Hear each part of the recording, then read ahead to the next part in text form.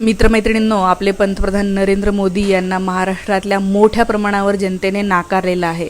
आज मोठ्या प्रमाणावर महाराष्ट्रातल्या जनतेला आहे मोदी सरकार किंवा बीजेपीचं सरकार नकोच आहे।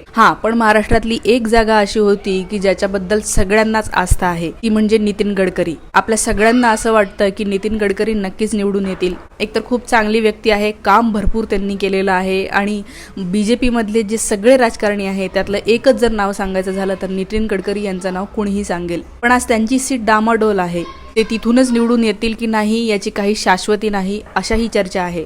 असं कसं काय, तर काल संजय राऊत यांनी असं सांगितलं की बीजेपी मधल्याच लोकांनी नितीन गडकरी पडावे, ते निवडून येऊ नयेत म्हणून प्रयत्न केले। जसे की फडणवीस हे पण नागपूरचेच आहेत, तर फडणवीस आणि त्यांच्या कार्यकर्त्यांनी सुद्धा नितीन गडकरी जिंकून येऊ नये म्हणून प्रयत्न केले, असा एक खळबळजनक खुलासा संजय राऊत यांनी केला। तर संजय राऊत यांनी हा खुलासा कशाच्या आधारावर केला, तर त्यांनी सांगितलं की मला अनेक RSSचे कार्यकर्ते भेटलेले आहेत, अनेक बीजेपीचे कार्यकर्ते, फडणवीस यांचे कार्यकर्ते भेटलेले आहेत की ज्यांनी असं सांगितलं, त्यांच्याकडूनही माहिती मिळाली, असं संजय राऊत म्हणाले।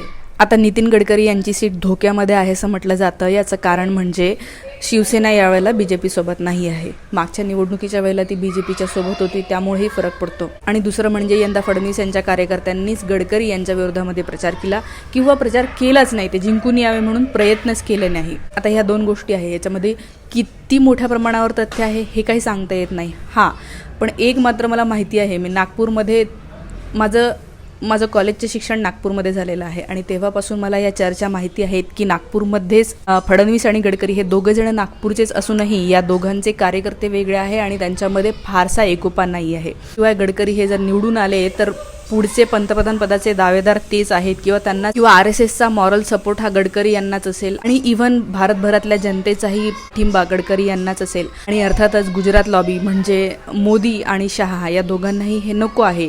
गुजरात लॉबीला मराठी माणूस पंतप्रधान होणं हे नको आहे, अशाही चर्चा असतातच। म्हणून गडकरी जर जिंकून आले तर मोदींना डावलून गडकरी हे पंतप्रधान होऊ शकतील आणि ही भीती मोदी यांना असल्यामुळे त्यांना पाडण्यासाठीचे प्रयत्न होत आहेत असं म्हणलं जातं। किंवा महाराष्ट्रामधला एक खूपच जास्त चांगला आणि पॉप्युलर चेहरा जो बीजेपीमध्ये आहे, फडणवीस यांना टक्कर देऊ शकतो, तो म्हणजे गडकरीच आहे आणि त्यामुळेही त्यांची रायव्हलरी आहे, अशाही चर्चा असतातच।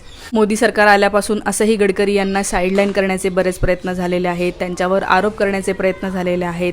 त्यांच्या इतर सगळ्या मंत्रालयाचं सोडून गडकरी यांचं मंत्रालयच कसं चुकीचे कामं करत आहेत हेही कॅगच्या रिपोर्ट्समधनं पुढे आलेलं दिसत आहे। त्यामुळे इनडायरेक्टली असंच दिसतं की मोदी यांना गडकरी नको आहे, गुजरात लॉबीला गडकरी नको आहे। आता इतकं सगळं असलं तरी गडकरी यांचं काम पाहता नक्कीच ते जिंकून येणार नाही असं कोणीही म्हणणार नाही आहे। काँग्रेसने टफ फाईट त्यांना दिलेली आहे आणि शेवटी नाईलाजाने देवेंद्र फडणवीस त्यांच्या प्रचारासाठी उतरले असंही म्हणतात। गडकरी यांच्या प्रचारासाठी फडणवीस हे नाईलाजाने उतरले, त्यांना मनापासून वाटत नव्हतं की ते जिंकून यावे, अशाही चर्चा आहेत। आता नेमकं नागपूरमध्ये काय होईल आपल्याला 4 तारखेलाच कळेल। आता याच्यामध्ये किती तथ्य असेल, नागपूरमध्ये काम करणाऱ्या काही कार्यकर्त्यांनी मला नक्कीच इथे कमेंट करून कळवावं।